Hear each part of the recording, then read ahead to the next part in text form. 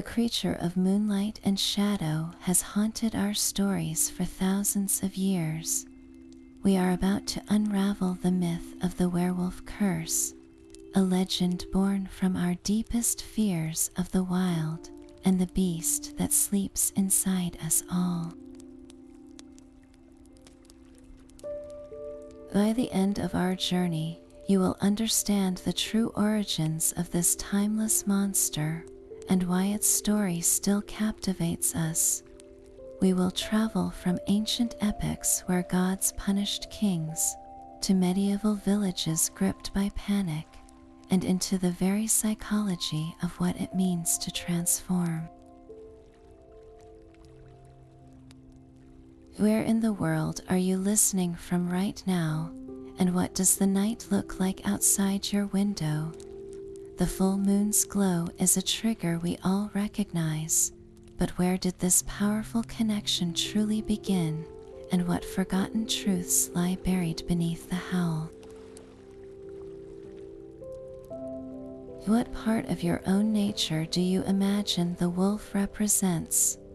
Our oldest written story holds the first whisper of this transformation. In the ancient epic of Gilgamesh, a tale inscribed on clay tablets thousands of years ago, we find a heartbreaking moment. The goddess Ishtar, enraged by a shepherd's rejection, punishes him not with death, but with a profound metamorphosis.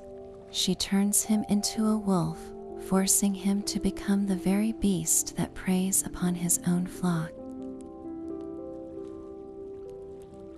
His own dogs now turn on him, and his fellow shepherds drive him away. This is not a curse of power, but one of tragic isolation. It reflects a primal fear of being cast out from the human community, forced to live as an animal in a world you once understood. This ancient theme of divine punishment reveals a core truth about the earliest werewolf stories.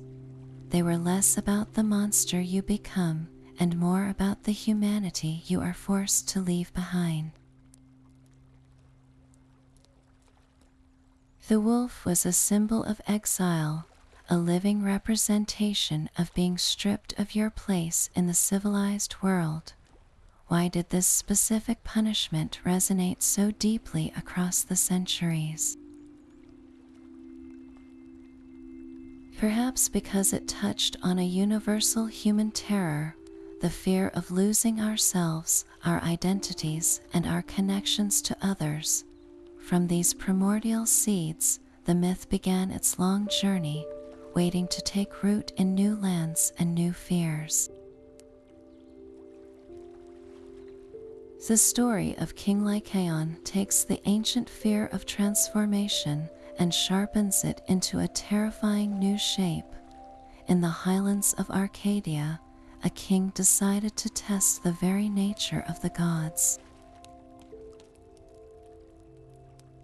He served Zeus, the king of the gods, a meal made from the flesh of a murdered child, a horrific act meant to prove whether the deity was truly all-knowing. The punishment was swift and absolute. Zeus overturned the table, the symbol of hospitality and civilization, and with a thunderous decree, he transformed the arrogant king into a creature of the wild. Lycaon's fine robes became a coat of coarse fur, his royal voice a mournful howl. He was cast out of his own kingdom, forced to hunt the forests he once ruled. This myth established a powerful new template for the werewolf curse, one rooted not just in exile, but in a profound moral transgression. The transformation was a direct and fitting punishment for violating the sacred laws of gods and men. It asked a chilling question: what happens when a human acts like a monster? The answer, according to the Greeks, was that they would become one, literally. This idea of the beast within emerging as a consequence of our own monstrous choices would echo for centuries, shaping the werewolf from a victim of fate into a symbol of corrupted humanity. Far to the north, in the cold mists of the Viking Age, the relationship between man and wolf took a dramatically different turn. Here, the boundary was not crossed through a curse, but by a deliberate act of will. The Norse sagas speak of the Ulfheithnar, the wolf-skin warriors. These were not men being punished by the gods. They were elite berserker fighters who sought to become something more, or perhaps something less than human. Before a battle, they would enter a state of ecstatic fury, a trance so profound it was said they could not feel fire or steel. They wore the pelts of wolves, not as a disguise, but as a conduit, a way to channel the animal's raw ferocity, its untamed spirit, and its ruthless pack-hunting instincts. In the heat of combat, they were the wolf. This was a voluntary form of lycanthropy, a sacred madness that was not just accepted, but deeply revered. It offered a terrifying power on the battlefield, a force so potent it could turn the tide of a clash of shields. Can you feel the stark difference in the air? In the ancient world of Greece and Mesopotamia, the transformation was a divine punishment, a stripping away of humanity for a terrible crime. But in the frozen north, it was a sought-after gift, emerging with the wild to achieve a higher, if more brutal, purpose. One culture saw the wolf as a symbol of exile and lost civilization. The other saw it as the ultimate embodiment of strength and primal power. This contrast reveals a profound truth about the werewolf myth. It is not one story, but a mirror reflecting our own deepest anxieties and aspirations about the wildness that lies within us all. Is that inner beast a monster to be shackled, or a source of strength to be unleashed? The answer, it seems, depends entirely on who is telling the story and what they fear or desire most. But this was not just a story told by skalds or written by poets. The fear of the wolf-man left the royal courts and entered the dark of the European forest, taking root in the soil of peasant villages. Here, the myth became a terrifying reality. For the common folk, the werewolf was not a symbol of divine punishment or a warrior's rage. It was a tangible explanation for the unexplained horrors of the night. When livestock were found torn apart in the morning, their throats ripped out by something that was not a mere wolf, the villagers whispered of the shape-shifter. When a traveler vanished on a lonely road under a full moon, the blame fell on the man-beast that hunted in the shadows. Every strange sound, every missing child, every unaccountable illness could be traced back to this lurking terror. It was a way to make sense of a world filled with dangers they could not see and forces they could not control. The fear was so real that it demanded real-world defenses. People did not simply wait for the beast to come. They armed themselves with ancient knowledge, with folk cures passed down through generations. They learned which plants could offer protection. Wolfsbane, with its striking purple flowers, was not just a poisonous herb. It was a shield. Bunches of it were hung over doorways and placed on windowsills, creating a barrier the wolfman could not cross. And then there was silver, this gleaming metal, long associated with the moon and purity, was believed to be the only thing that could truly harm the creature. A silver knife, a silver bullet, even a simple silver coin could mean the difference between life and a grisly death.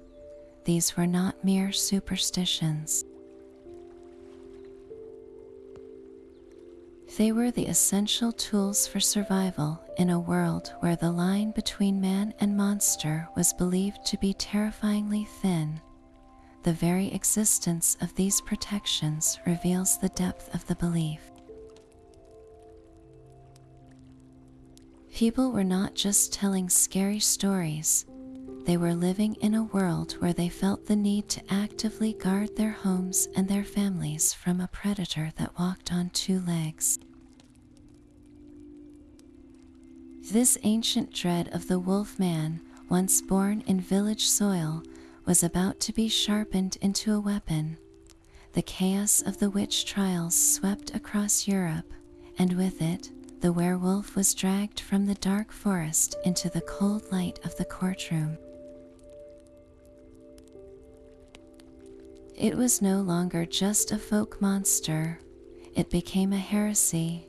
Accusations of lycanthropy were now almost always bundled with charges of witchcraft and consorting with the devil. The church and state saw a powerful new tool in this myth.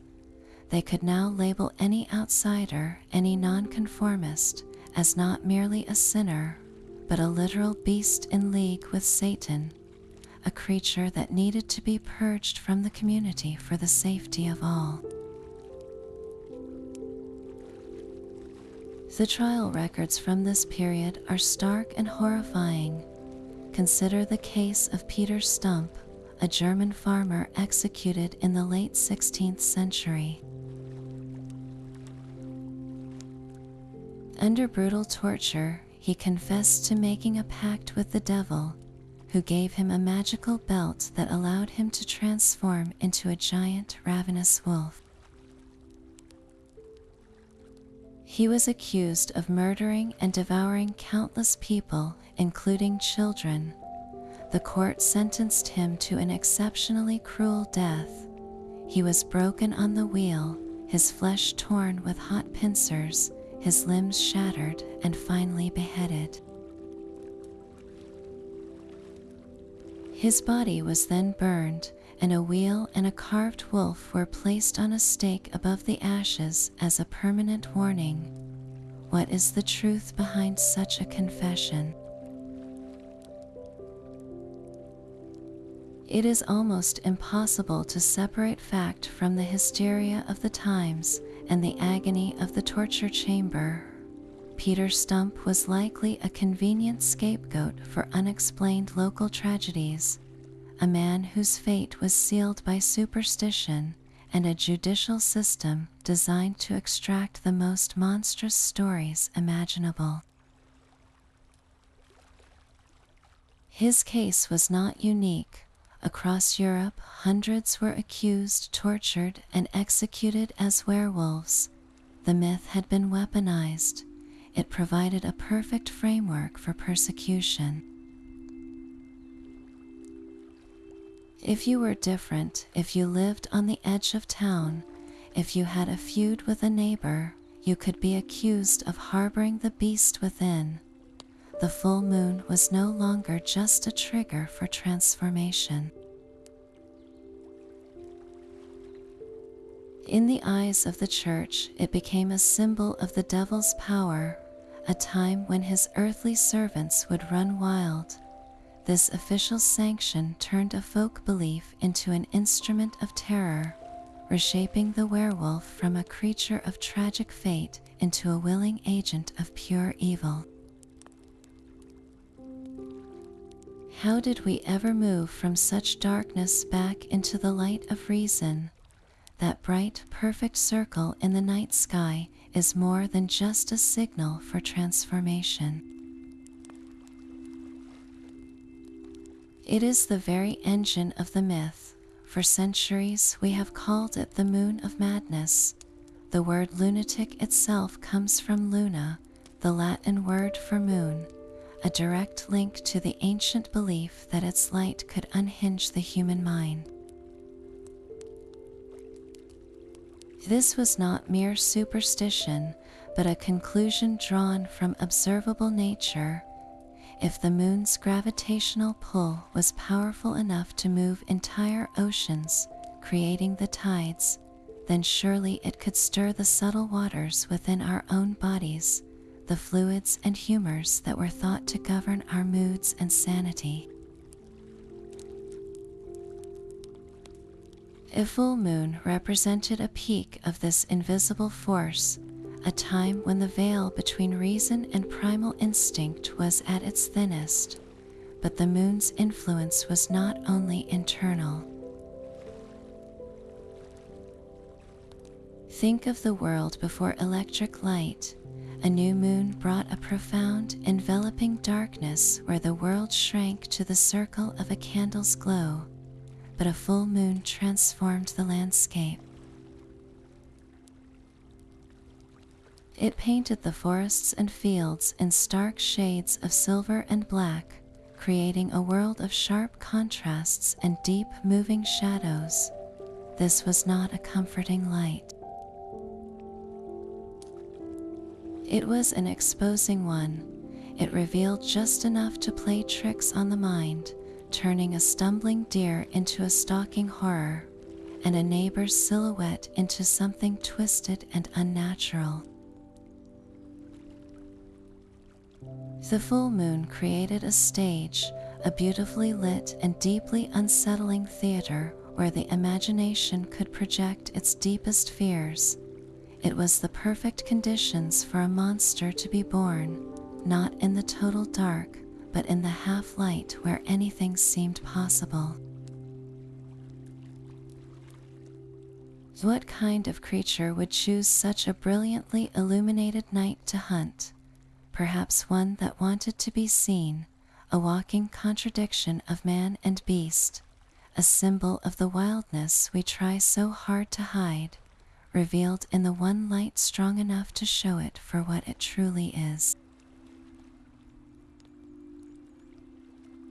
That brilliant, exposing moonlight does more than just illuminate the stage. It sends a signal deep into the body, a call that cannot be ignored. At first, it feels like a low fever, a restlessness humming just under the skin. Your thoughts begin to feel frayed, your patience thinning to a thread. Then the ache begins, a deep, resonant thrumming in your bones, as if they have become tuning forks, vibrating to a frequency only the moon can broadcast. This is not a simple pain, but a profound restructuring. You can feel the long bones of your arms and legs groaning as they stretch and warp, the very architecture of your skeleton being forcibly redesigned. Your jaw feels heavy, a dull pressure building until it seems your skull will crack, and then your teeth begin to push and sharpen, crowding a mouth that is no longer your own. A wave of heat washes over you as coarse hair, thick and wiry, pushes through every pore. It is 1,000 needles pricking at once, a living pelt weaving itself from your flesh. Your senses, once so limited, explode into a riot of information. The quiet night air splits into a symphony of scent, You can smell the fear of a rabbit a mile away, the damp earth under the roots of an old oak, the lingering warmth of a human hand on a distant gate. Every sound is a crashing wave, the rustle of a leaf as loud as a shout, the beat of your own heart a frantic drum, and then the final veil drops, your human mind with all its worries and memories, its loves and its laws does not vanish. It is simply overwhelmed. A raw, primal hunger rises from a place older than reason, eclipsing every civilized thought. The world reduces to scent trails and the hot, metallic taste of the hunt. There is agony in this rending of the self, a terrifying loss of control, but there is also a terrifying ecstasy, a pure, unthinking freedom in letting the animal take the lead. You are no longer a person pretending to be a beast. For these few hours under the moon's cold eye, you simply are. The man is gone, and what stands in his place is a creature of pure predatory intent. This is no ordinary wolf, but a monstrous hybrid that walks upright on two powerful legs, a hulking silhouette against the moonlit trees. Its body is a mass of corded muscle, covered in a thick, coarse pelt of gray or brown fur. The head is unmistakably that of a wolf, with a long, snarling muzzle filled with rows of razor-sharp teeth, each one a dagger designed for tearing. Its hands are no longer hands, but are tipped with thick, curved claws that can shred wood and flesh with equal ease. This is the classic form that has haunted our nightmares, the perfect fusion of human cunning and lupine ferocity, and it is armed with abilities that make it the ultimate hunter of the night. Its strength is not merely superhuman, it is overwhelming. It can snap a thick tree branch with a single swipe of its arm, or hurl a full-grown deer through the air as if it were a child's toy.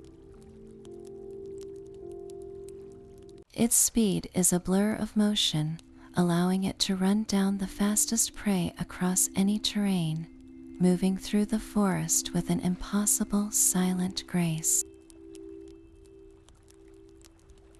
Even if it is wounded, the creature possesses a terrifying regenerative power. A deep gash from a hunter's blade will seal itself shut before their very eyes, the flesh knitting back together in moments, leaving little more than a fading scar. But perhaps its most potent weapons are its senses.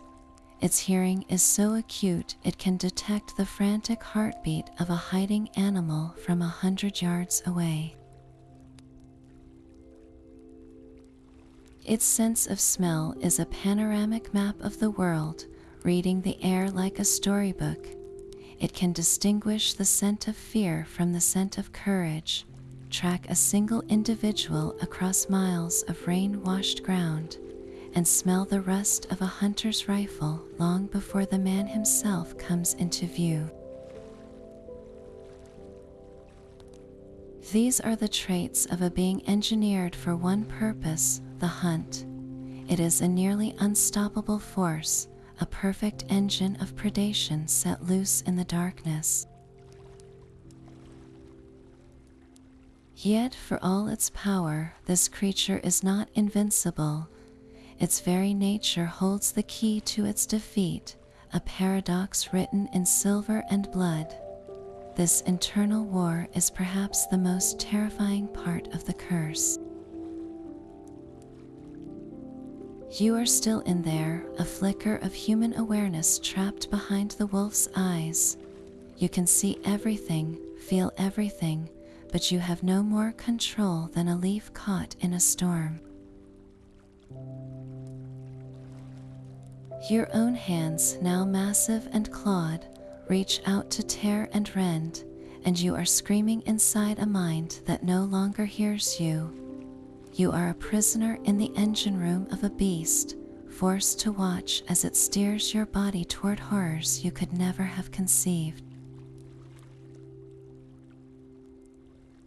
That sliver of you that remains recognizes the face of a neighbor, feels a pang of remembered friendship, but the beast only registers a potential threat or worse, prey. The human part of you recoils in utter disgust as the wolf tastes blood, but the animal instinct revels in the hot, metallic flavor, a surge of primal satisfaction that drowns out your silent pleas. These moments of clarity are the cruelest torture. For a single agonizing second, the red haze of rage might part. You suddenly understand the carnage around you, the broken bodies, the terrible silence that has fallen where there was once life. The weight of it all crashes down, a guilt so profound it feels like your soul is being crushed. But the clarity never lasts. The beast's hunger, its pure, single-minded drive, is a tidal wave that easily smothers that tiny, horrified voice. The rage returns, hotter and more absolute, washing away the memory of your humanity like a name written in sand. This is the true curse, far worse than the physical pain of transformation. It is the psychological torment of being forced to witness the monster you have become, completely powerless to stop it, and knowing that when the sun finally rises, you will be left with the blood on your hands and the ghost of the screams in your ears. That sliver of human awareness trapped inside the beast is only the beginning of the torment. When the sun rises and your body is your own again, a different kind of horror sets in. You wake exhausted, your muscles screaming and your mind a fog of broken, bloody images. The physical pain is nothing compared to the dread that coils in your stomach as you look at your own hands, searching for traces of mud or worse, something else. Every ache is a reminder, every forgotten moment a terrifying question mark.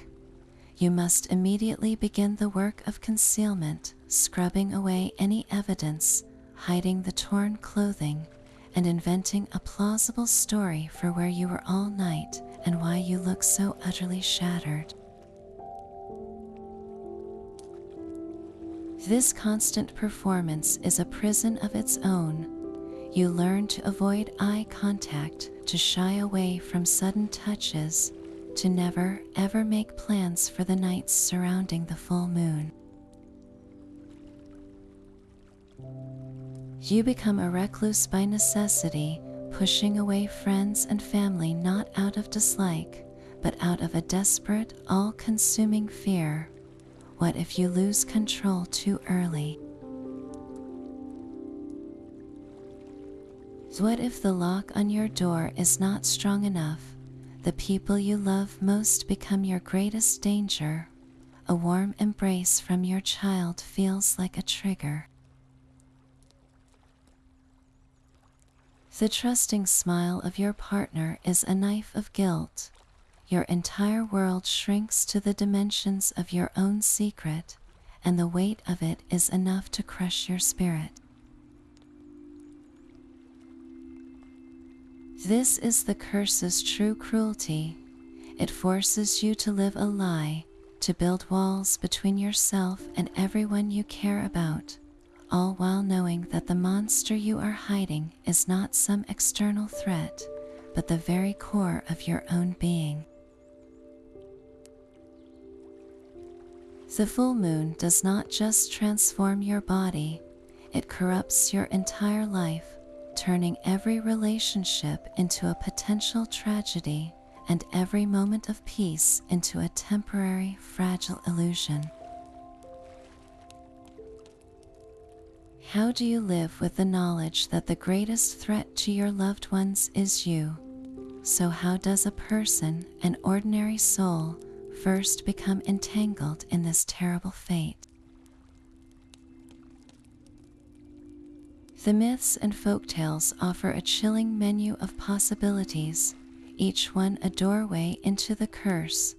The most famous path is also the most direct, a violent inheritance passed from beast to man. To be bitten or deeply scratched by a werewolf and survive the attack is not a deliverance, but a sentence. The wound itself may heal with unnatural speed, but the real infection takes root deep inside, a dormant seed waiting for the next full moon to sprout. This method speaks to our fear of contagion, of a single moment of violence irrevocably changing everything, but it is far from the only way. In many Eastern European tales, the curse could be spoken into existence by a wronged person, often a Romani traveler unjustly treated, who places the hex upon their tormentor. This was a curse born not of random attack, but of consequence, a supernatural punishment for a very human transgression. An even darker path was a deliberate pact with dark forces.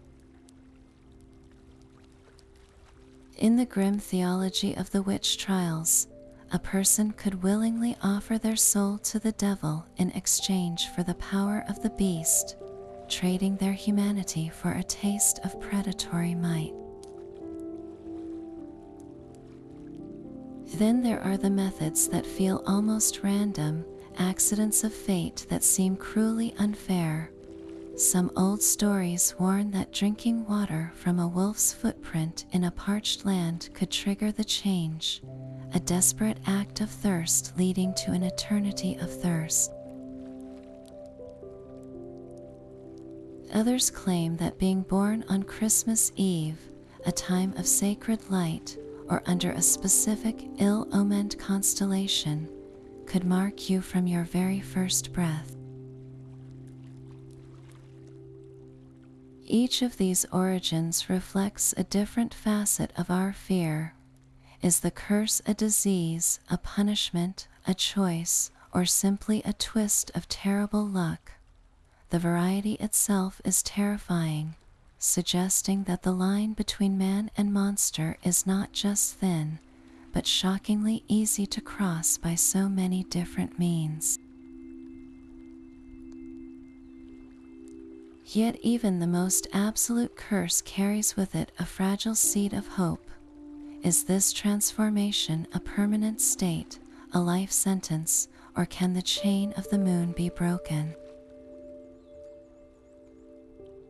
Folklore from every corner of the world whispers of potential cures, each one a desperate prayer against the beast. The most famous method, of course, involves silver. But it is a perilous cure balanced on the very edge of death. The legends are clear. A wound from a silver weapon, a bullet or a blade, can force the beast back into its human form.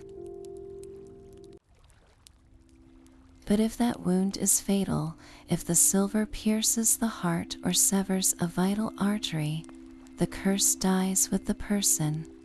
This is not a gentle healing, but a violent purification, burning the infection out with the one metal the monster cannot endure. It is a cure that looks exactly like an execution, leaving loved ones with an impossible choice.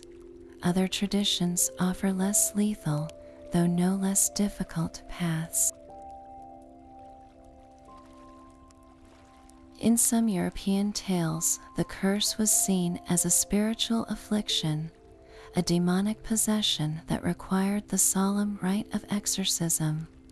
3 successive blessings from a priest on 3 separate holy days could, in theory, drive the invading beast spirit from the man, restoring his soul to its rightful owner. Then there is the power of love and recognition. Some stories tell of a werewolf who, in his bestial form, is called by his true name 3 times by someone who loves him unconditionally. That voice, cutting through the red haze of instinct, can shock the human consciousness back into control, halting the transformation. Or the cure might be an act of profound goodness, a selfless deed so pure it counters the curse's inherent evil. This could be something like saving the life of a child at great personal risk, or protecting an entire village from a different, greater threat, thereby proving one's essential humanity is stronger than the monster. And finally, there is the root source theory. If your curse was passed to you by another, then the death of that original werewolf, the progenitor of your bloodline of beasts, can sever the connection and free you completely.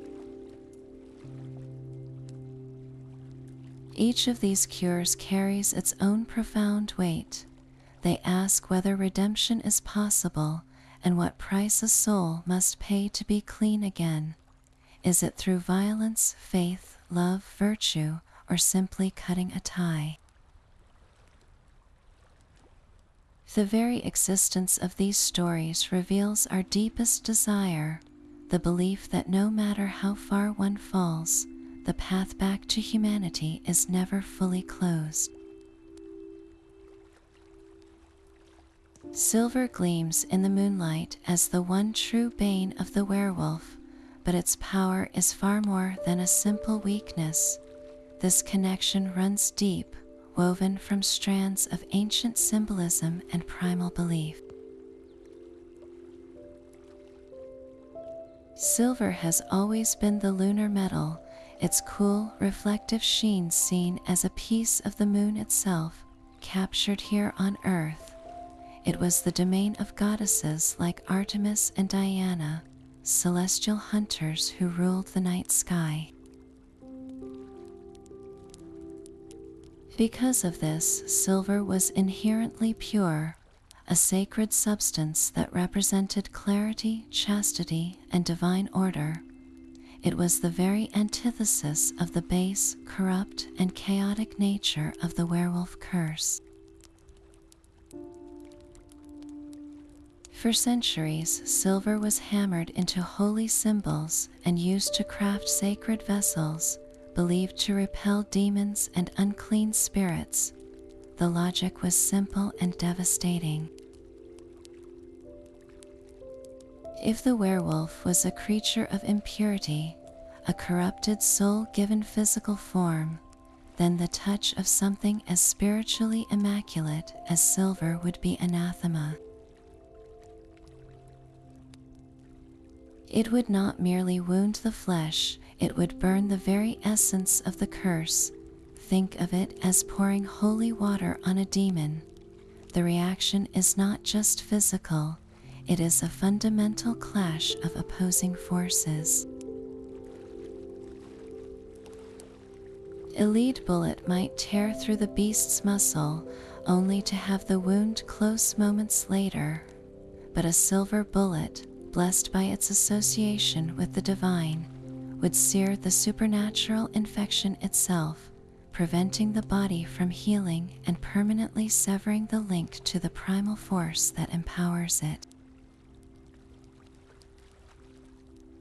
This is why silver is the only true cure, the one substance that can purify what has been corrupted. it does not just kill the monster, it executes the curse, restoring a fragile and tragic order to a world thrown into chaos by the beast. Yet silver was not the only shield our ancestors trusted to hold back the night. Folklore from every corner of Europe blossomed with other ingenious protections, a desperate botany and spirituality arrayed against the beast. The most famous of these was the wolfsbane plant, with its striking hooded purple flowers that look like a monk's cowl.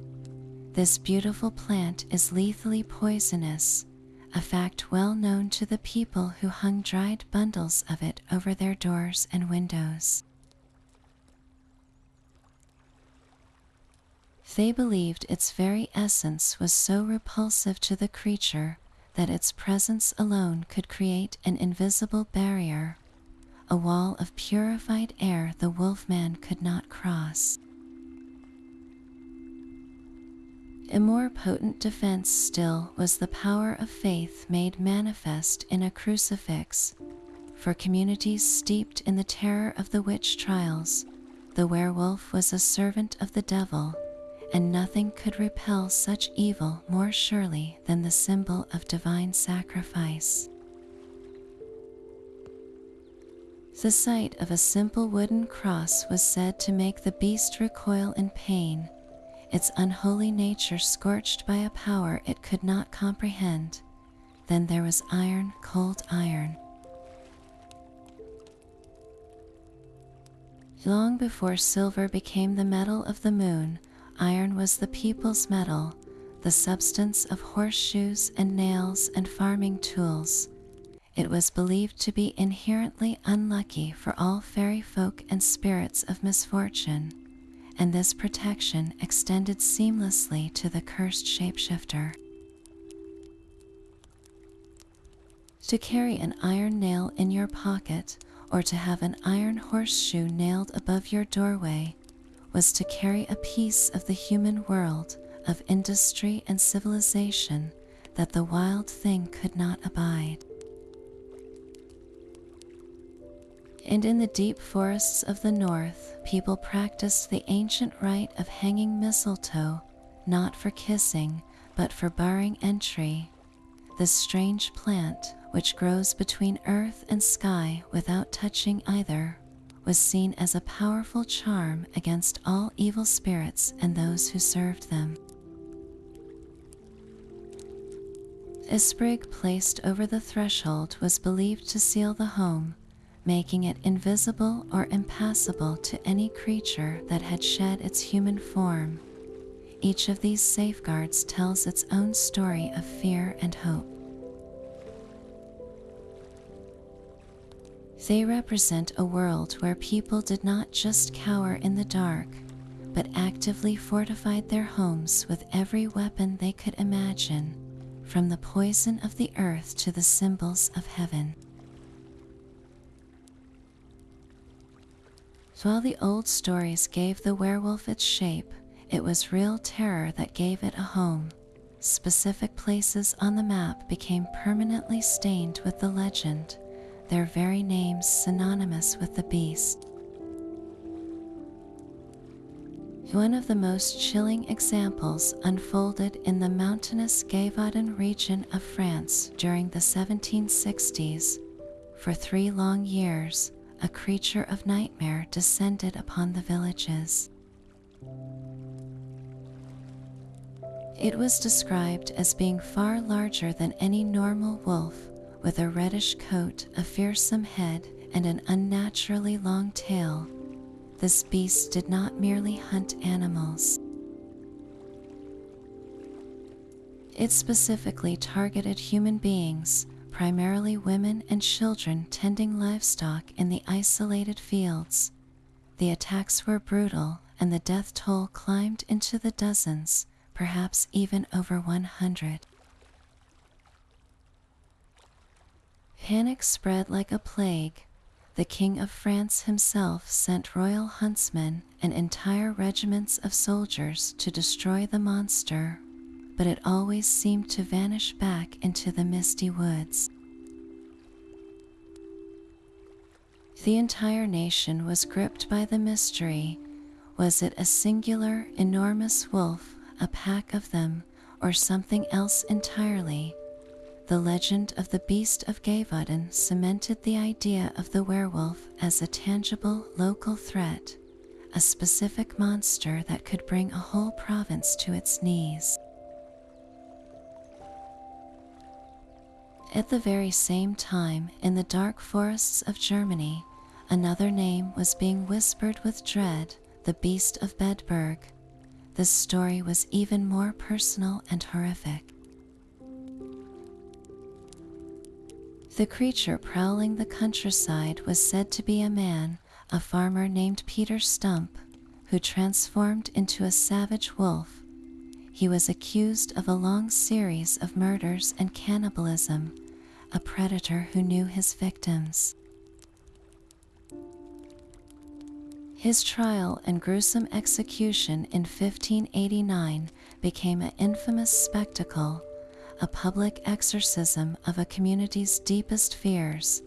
In both of these cases, and in countless other villages across Europe, the werewolf myth provided a framework for understanding very real, very bloody tragedies.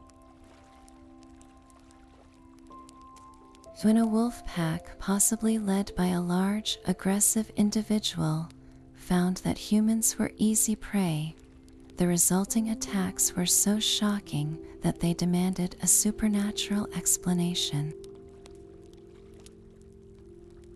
A simple wolf was a danger, but a werewolf was a monster, an evil that could be understood, hunted, and symbolically destroyed. These local legends were not born from imagination alone. They were forged in the grim reality of predator attacks, of unexplained disappearances, and of a world where the wilderness was still a very active and deadly presence at the edge of town. Yet this terrifying figure of the European night is far from the only shape the transformation takes. Across the globe, in the red deserts of the American Southwest, the Navajo speak of the Yi-Nald-Lushai, the skinwalker. This is not a cursed soul or a victim of the moon, but a powerful witch who has chosen the darkest of paths. Through a terrible perversion of sacred rituals, they gain the ability to put on the skin of any animal, most often a wolf or coyote, and become that creature. But the purpose is not mindless hunger, it is malice. A skinwalker uses this power to sow chaos, to curse their enemies, and to travel with unnatural speed under the cover of darkness. While the European werewolf is often a monster of uncontrollable impulse, the skinwalker is one of chilling, deliberate intent. Its transformation is a choice, a weaponization of the sacred for purely evil ends. Far across the ocean, in the dense rainforests of Central Africa, another secret society of shapeshifters emerged, the Anioto, or leopard men. These were not mythical beasts, but very real human members of a cult who dressed in leopard skins and wielded metal claws to mimic the kills of the great cat. Their transformation was one of ritual and terror, a way to gain the leopard's feared power and to eliminate rivals or enforce tribal law through fear. The Anioto blurred the line between man and animal so completely that their murders were often attributed to an actual leopard, a perfect disguise for human malice. Why does the leopard or the wolf become the chosen form? In each culture, it is the ultimate local predator. the embodiment of the most potent and feared strength in that environment. Then we travel to Japan, where the myth takes a more nuanced turn with the kitsune, the fox spirit. These beings are not monsters in the traditional sense, but intelligent, magical creatures who can shapeshift into human form, often that of a beautiful woman. A kitsune's transformation is an act of cunning and curiosity, sometimes for trickery, but just as often for love or to bestow blessings. The line between benevolence and mischief is always thin with a kitsune. This stands in stark contrast to the almost purely malevolent nature of the European werewolf. What do these global traditions tell us? The specific animal may change from wolf to leopard to fox, but the core human fascination remains constant. We are perpetually drawn to the idea of crossing that fundamental boundary, of unlocking the power, the freedom, or the terror of the wild creature that shares our world. Is this a universal story about the duality of our own nature, the civilized self and the untamed spirit, playing out in 1,000 different ways under as many different moons? This tragic duality, this man trapped within a beast, proved to be a powerful gift for storytellers. While villagers feared the wolf in the woods, poets and writers saw the potential for a deeper, more human drama. The literary evolution of the werewolf began to soften its edges, transforming the monster into a figure of profound pathos. In the medieval Lays of Brittany, we find the remarkable story of Bisclavret. This is not a tale of a ravenous killer, but of a noble baron who suffers a terrible secret.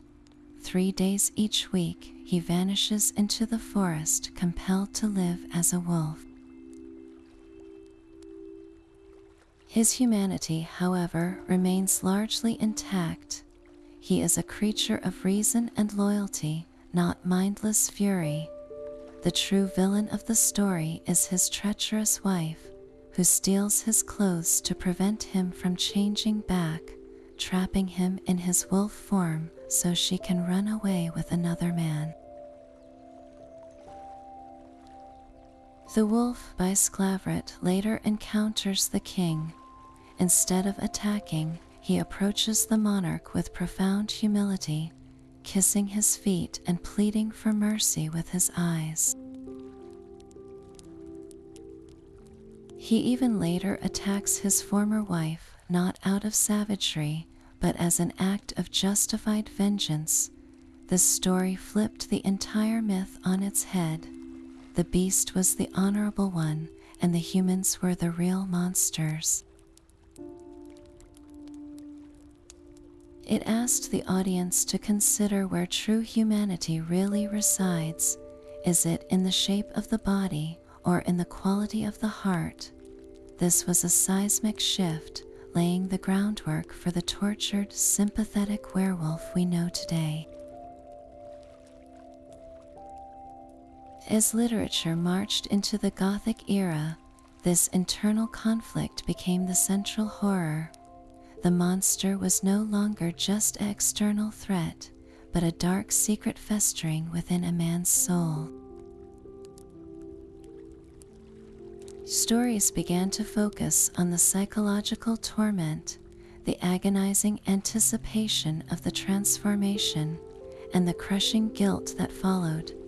The werewolf became a walking metaphor for the dark desires and hidden shames that polite society demanded be locked away. How do you live a normal life when you know a monster is sleeping inside you? This question transformed the werewolf from a simple creature of folklore into a deeply complex character, a mirror for our own struggles with the parts of ourselves we dare not show the world.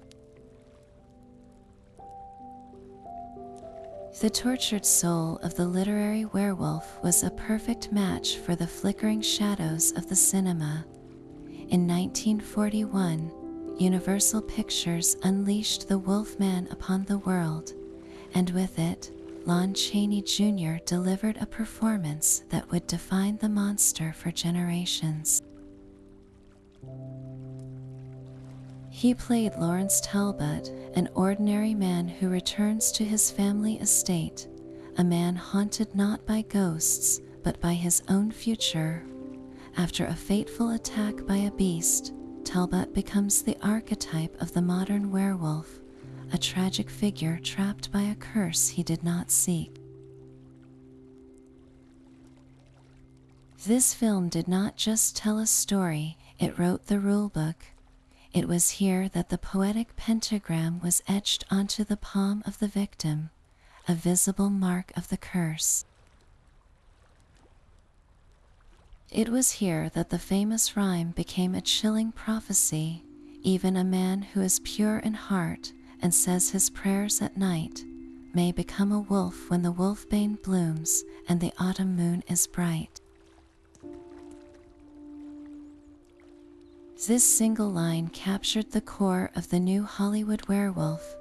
It was no longer a punishment for sin, but a random, cruel twist of fate that could befall anyone, even a good man.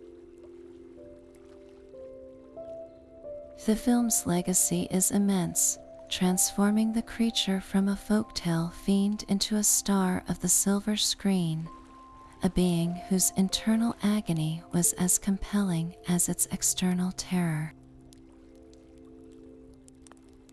How did a black and white film from the 1940s manage to so completely capture the blueprint of a monster that still feels fresh today?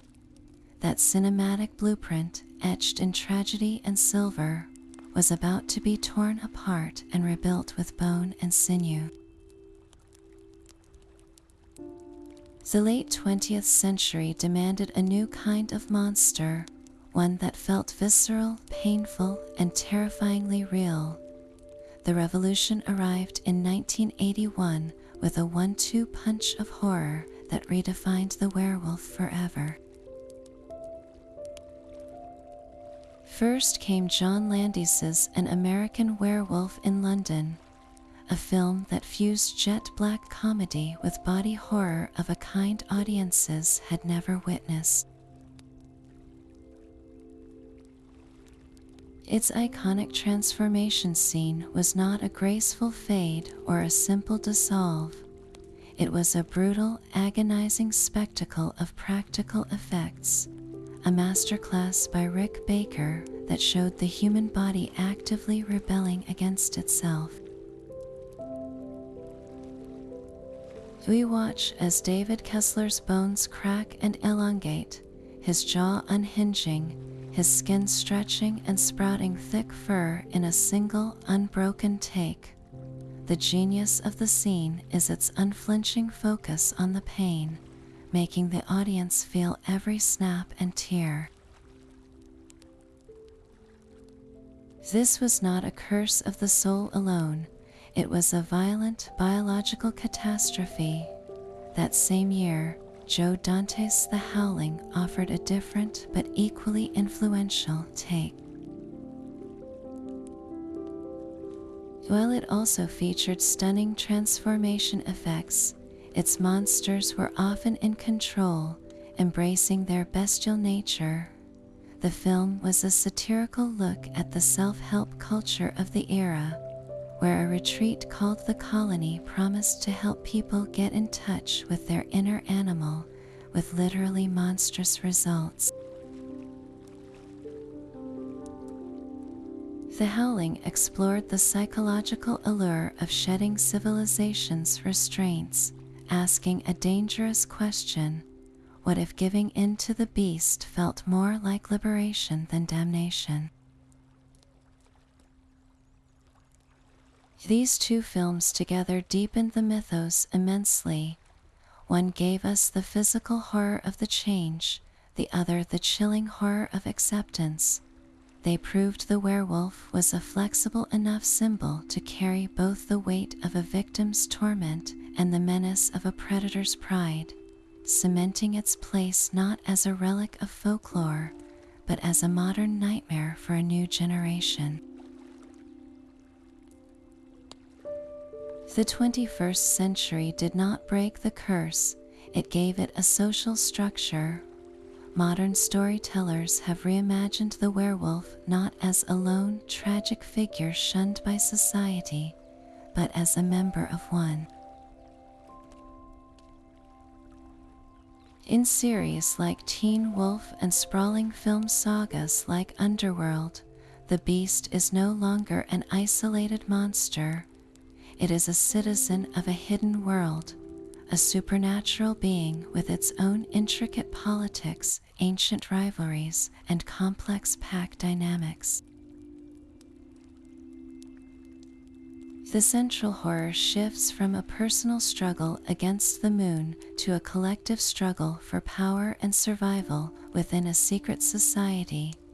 The lone wolf is now an endangered concept, replaced by the reality of the pack, a unit bound by more than just blood, but by a shared monstrous secret. This new framework allows for a deep exploration of themes that resonate with a contemporary audience, the search for identity and the desperate need to belong.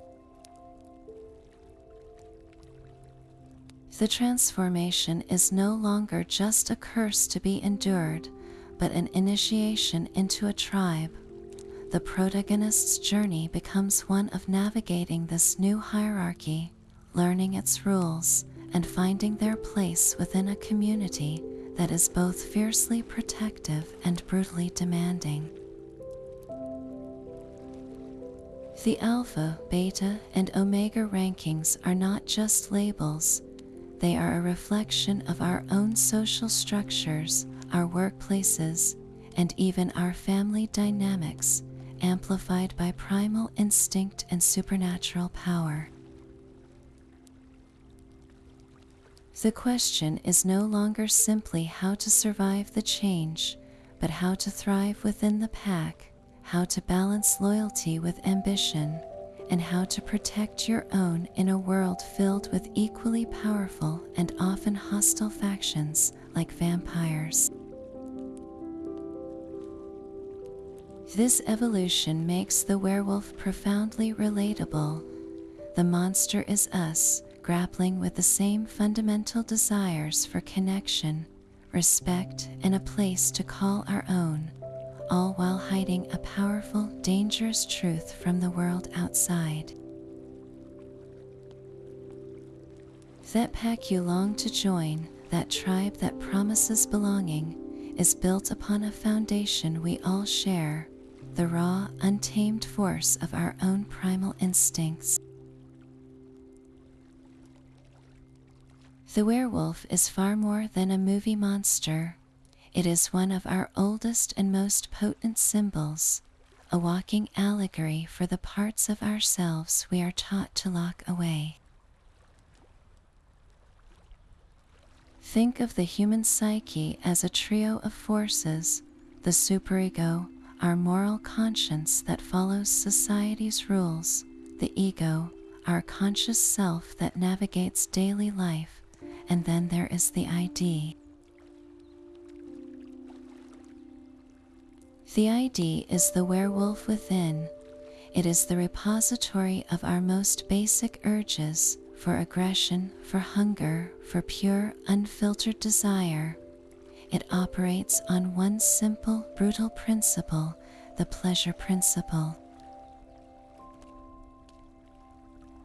It wants what it wants, and it wants it now, without any thought for consequences, morality, or the well-being of others. When the full moon rises, it is not a celestial trigger. It is the sudden shattering of the locks on that internal cage. The superego is silenced, the ego is overwhelmed, and the ID is unleashed in a torrent of claws and teeth. The transformation is a physical manifestation of that terrifying loss of control, the moment our civilized self is completely subsumed by the primal beast we pretend does not exist. This internal war between civilization and savagery is the central drama of the human condition. For centuries, we have built cities, written laws, and created art, all in an effort to distance ourselves from the wild. We wear clothes, we eat with utensils, we speak in complex languages. These are the walls we erect against the chaos of nature.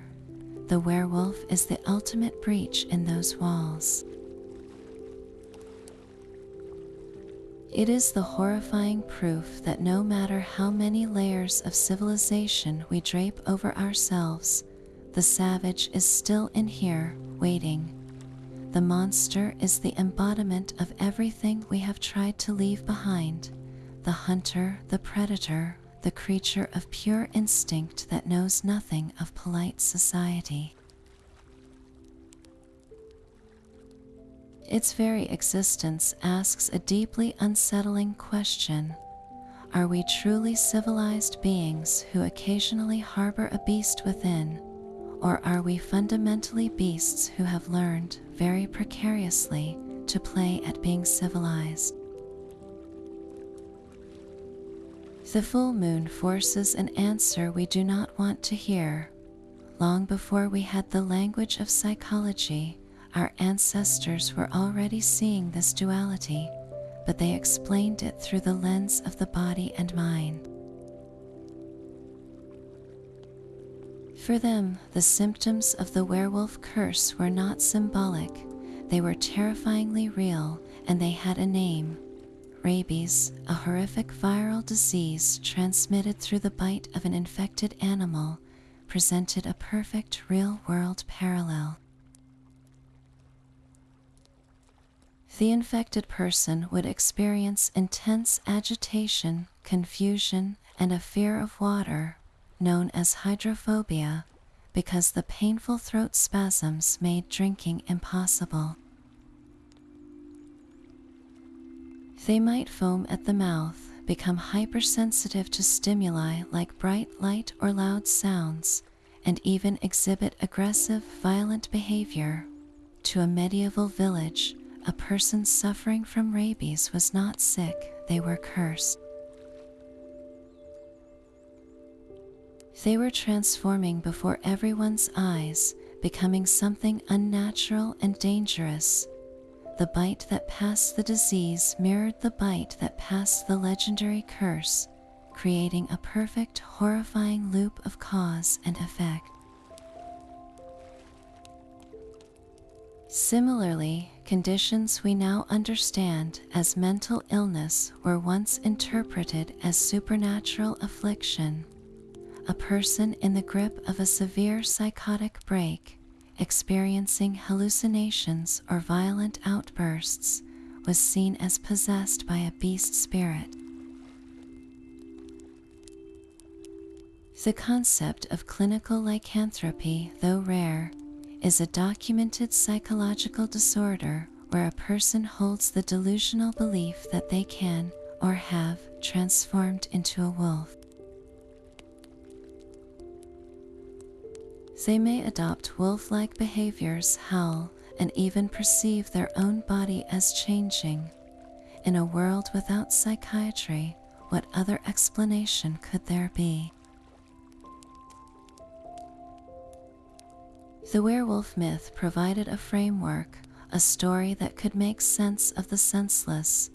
It gave a shape and a name to the terrifying and misunderstood conditions of the brain, turning medical tragedy into supernatural terror.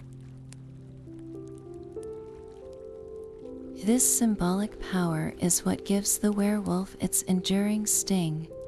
It is not just a story about a monster, it is a story about us, about our fear of the chaos within our own bodies and minds, and our perpetual struggle to maintain control over the wildness that defines our deepest nature. But how does this internal monster compare to the other giants of the dark? The werewolf does not stand alone in our nightmares. It shares the stage with two other titans of terror, the vampire and the zombie, and in their contrasts we see the full spectrum of our fears. The vampire is a creature of cold intellect and ancient aristocracy. Its curse is one of eternal life, not loss of control. It represents a predatory elite, the seductive noble who feeds on the common folk, a symbol of class oppression and corrupt, decaying power. Its weaknesses are external and ritualistic: a stake through the heart, a crucifix, an invitation it cannot cross. The vampire is always in command, a calculating monster that chooses its victims with a predator's calm precision. Then there is the zombie, the mindless horde. It is not an individual, but a collective plague. The zombie represents our fear of losing our minds, not to an inner beast, but to a faceless, conformist mob.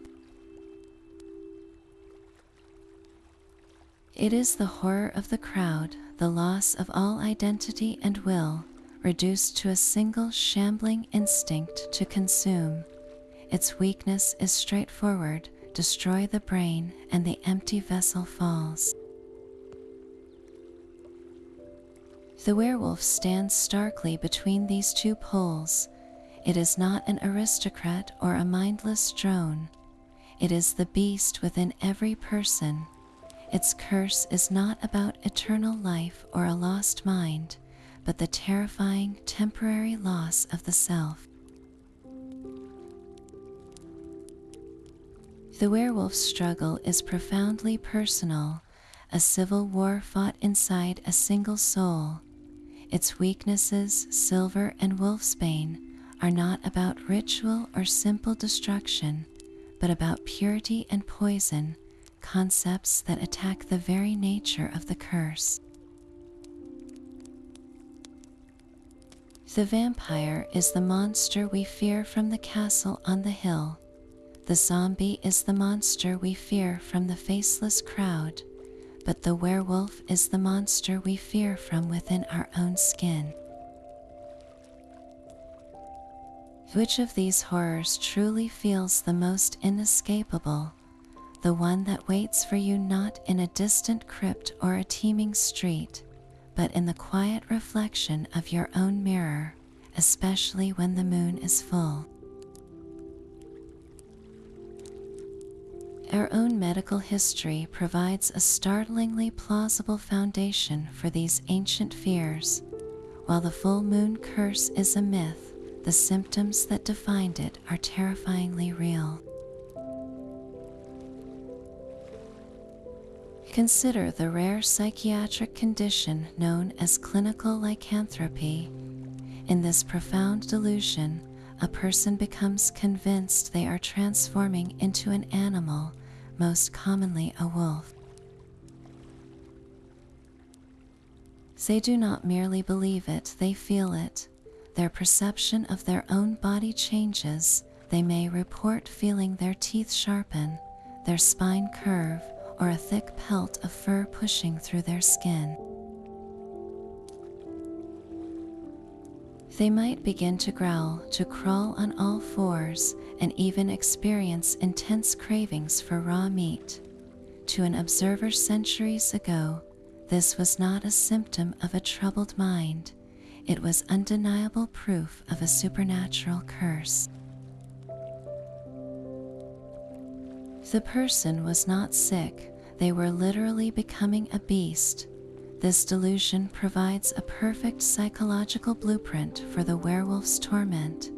the agonizing awareness of a change that feels utterly real to the one experiencing it. Alongside this mental transformation, there exists a physical one that could have been seen as visible evidence. Hypertrichosis, sometimes called werewolf syndrome, is a condition that causes excessive hair growth all over the body. From a very young age, a person with this condition develops long, thick hair on their face, arms, and back. In an era before modern medicine, how would a village interpret a child who looked more beast than boy? They would not see a genetic anomaly, they would see a monstrous omen, a child touched by the wild, a living confirmation of the wolf hiding within a human form. When you combine the psychological torment of clinical lycanthropy with the startling physical appearance of hypertrichosis, the legend finds a disturbing foothold in reality. A person who believes they are turning into a wolf and who also possesses a physical trait that society views as beastly becomes the walking embodiment of the myth. It was never just one story, but a tragic convergence of misunderstood medicine and deep-seated fear, giving a name and a shape to human suffering long before we had the science to understand it. That internal monster, once a symbol of pure terror, has found a surprising new home in the warmth of the human heart. The modern fantasy and paranormal romance genres have tenderly lifted the werewolf from the shadows, brushing off the grime of the forest floor and revealing a being of profound loyalty and tragic beauty.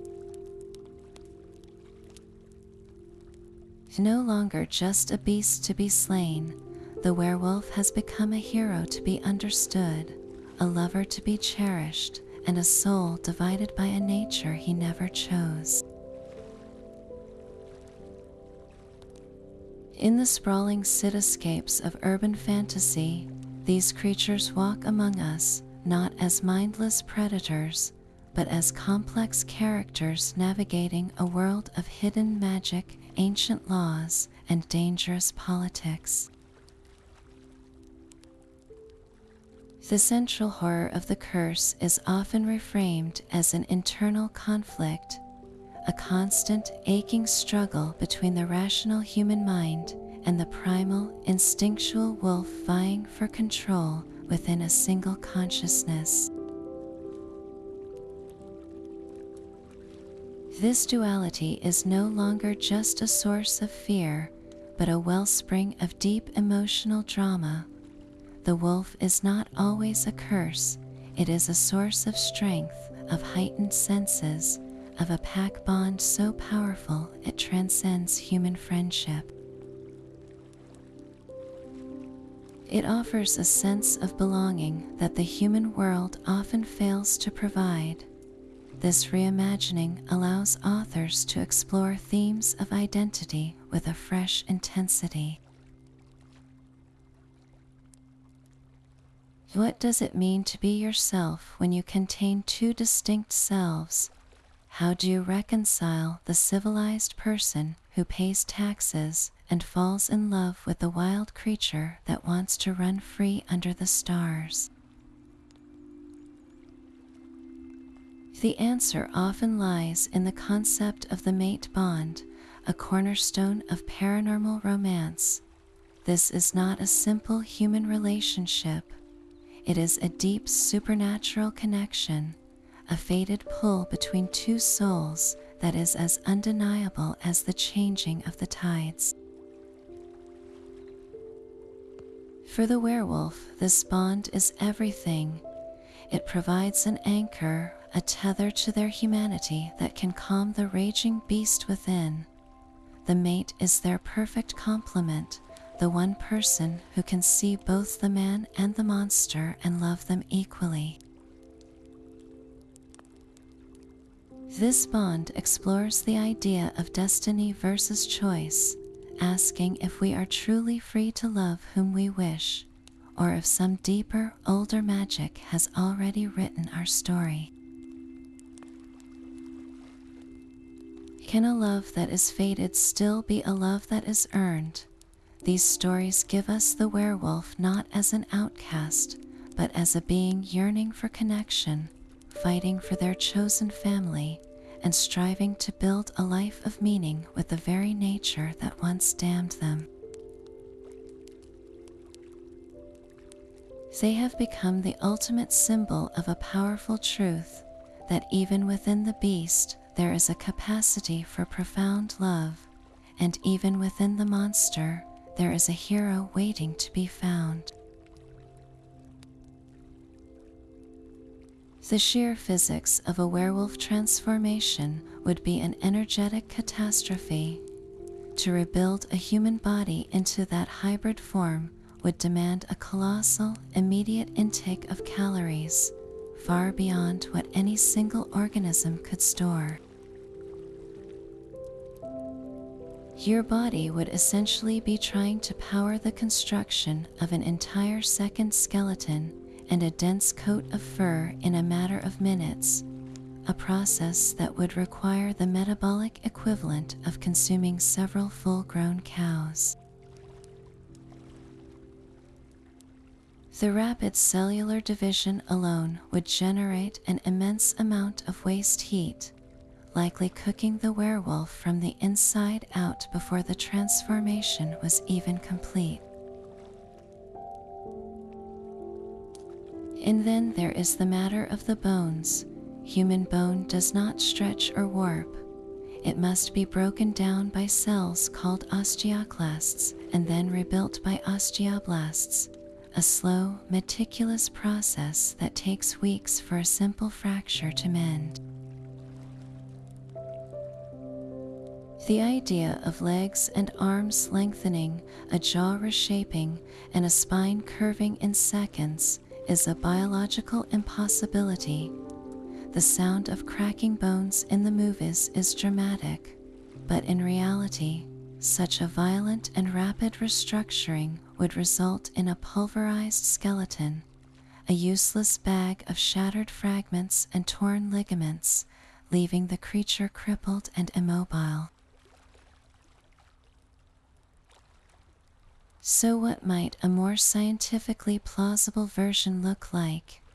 It would likely be less of a perfect wolf man and more of a robust, hyper-evolved human.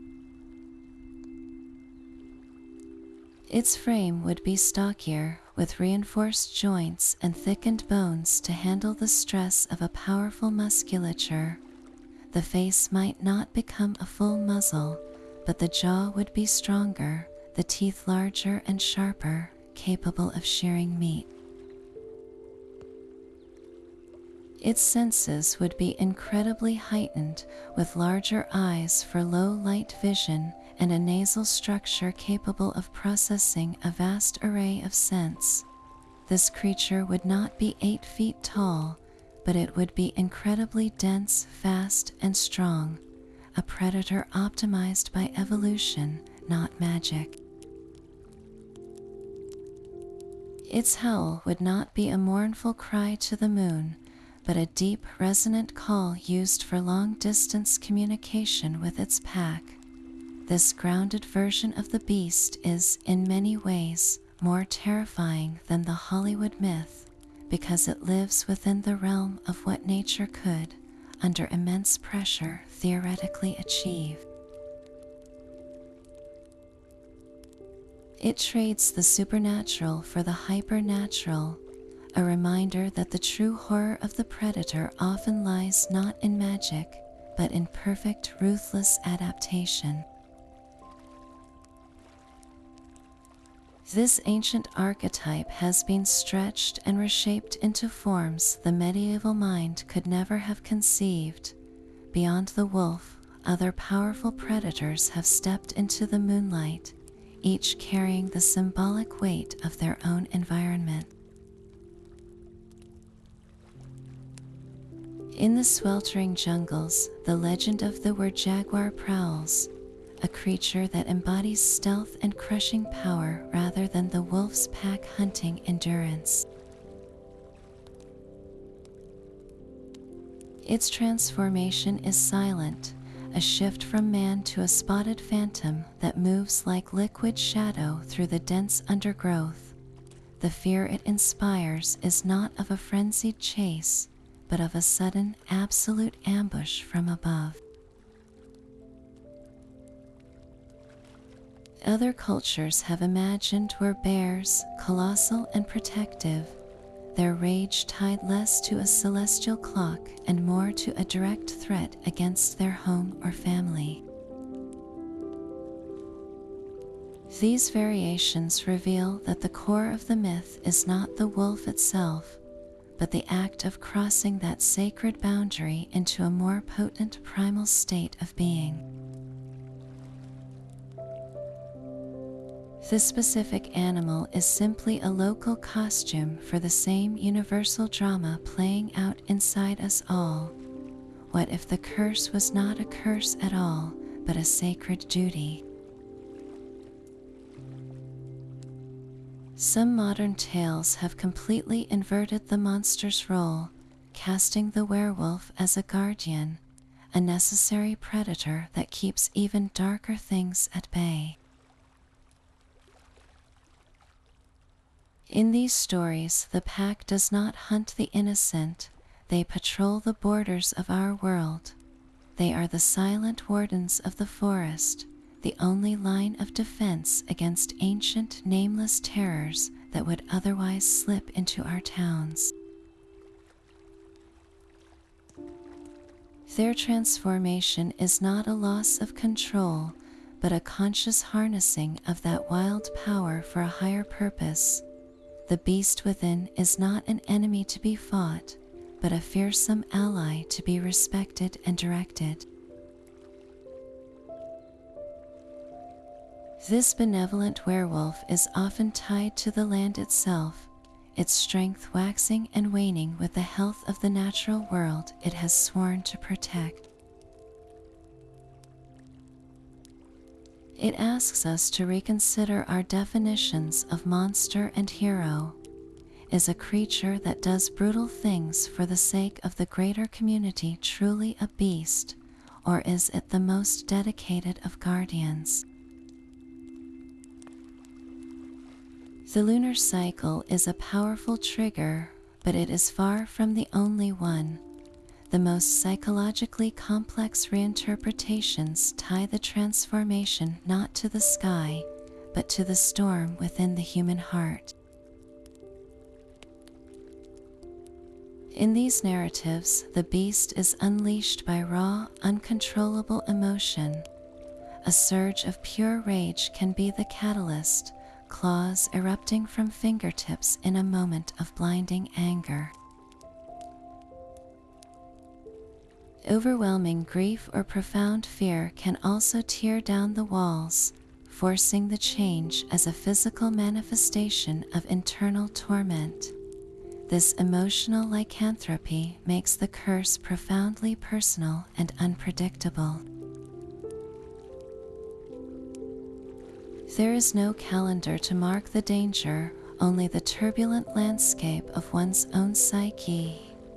The monster becomes a barometer for human feeling, a dangerous release valve for passions we normally keep tightly leashed. This version of the myth holds up a dark mirror to our own struggles with self-control. It suggests that the beast is not an external force, but the ultimate expression of our own unchecked emotions given flesh and fang. How do you live a peaceful life when you know that a single moment of true anger could shatter everything? These creative twists, from guardian spirits to emotion-driven metamorphosis, prove the werewolf is far more than a simple monster. It is a blank canvas, a primal concept so powerful it can be molded to explore our deepest questions about duty, identity, and the very nature of control. The story is never truly finished because we are never finished asking what it means to be human and what happens when we invite the wild inside. Every cursed path must eventually reach its end, but for the werewolf, that destination is shrouded in tragedy. The most common fate is a violent one, a final hunt under the same moonlight that gave it life. For centuries, this has been the standard finale, the silver bullet or blessed blade that purges the community of its monster. This death is often framed as a mercy, a release for the tormented soul trapped within the beast, yet it is also a profound failure, the collapse of the fragile balance between man and monster, resulting in a corpse that is undeniably human in the cold light of dawn. It is an ending that answers fear with finality, but offers no redemption, only a quiet grief for the person who was lost long before the killing blow was struck. Is there a more hopeful path? Folklore and modern tales whisper of another possibility, the elusive cure. This is the rarest of endings, a second chance wrested from the jaws of the curse. It might be found through an act of immense self-sacrifice, a love so powerful it can shock the soul back into permanent control, or the death of the original beast that spawned the bloodline. Achieving a cure is never a simple task. It is a quest that demands everything from the individual and their allies. But for the one who succeeds, the reward is a return to a normal sunrise, to a life no longer measured in lunar cycles. The simple act of looking at your own hands without fear, of embracing a loved one without a flinch, becomes the ultimate victory. This ending speaks to our deepest hope that no matter how far we fall, the path back to our own humanity is never fully closed. Between these two extremes lies a third, more complex resolution, a somber acceptance. This is not a cure, but a truce.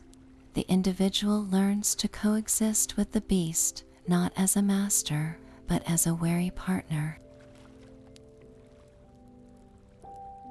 They may retreat from human society, finding solace in the wild or within a pack of their own kind, creating a new family that understands the dual nature of their existence.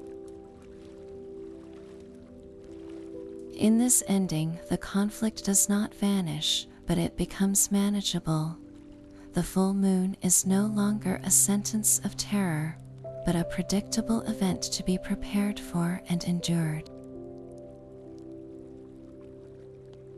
This path requires a profound strength, the courage to look into the mirror and accept the monster as a permanent part of the self. It is a life of eternal vigilance, but also one of purpose and a hard-won peace. So what is the ultimate fate of the werewolf? The answer is written not in the stars, but in the choices of the cursed. It is a story that can end in fire, in healing, or in a solitary howl that is no longer a cry of agony, but a declaration of existence. And so, we bring our moonlit journey to a close. We have walked a path from the sun-baked clay of ancient Mesopotamia to the flickering glow of the modern cinema screen, tracing the evolution of a monster that refuses to die. This was never just a story about a beast. It is a profound and lasting conversation we have with ourselves about the nature of humanity. The werewolf is the ultimate mirror, reflecting our deepest anxieties about the wildness we carry inside, the civilized masks we wear, and the terrifying fear of losing control.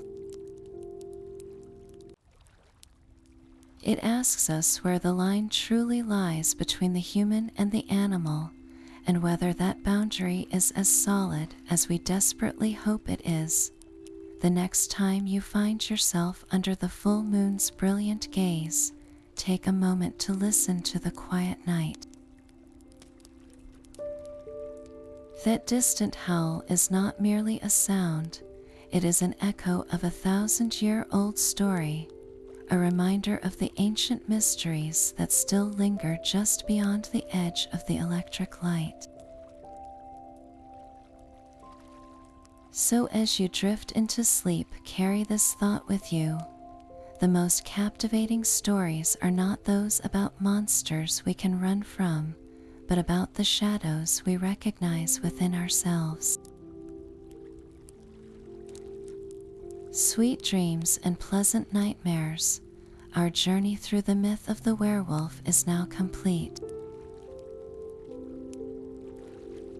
What part of this ancient legend resonated most deeply with you? Was it the chilling historical trials where real people faced accusations, the powerful symbolism of our inner struggle, or the timeless tragedy of a soul fighting its own nature? I would love to hear your thoughts in the comments below.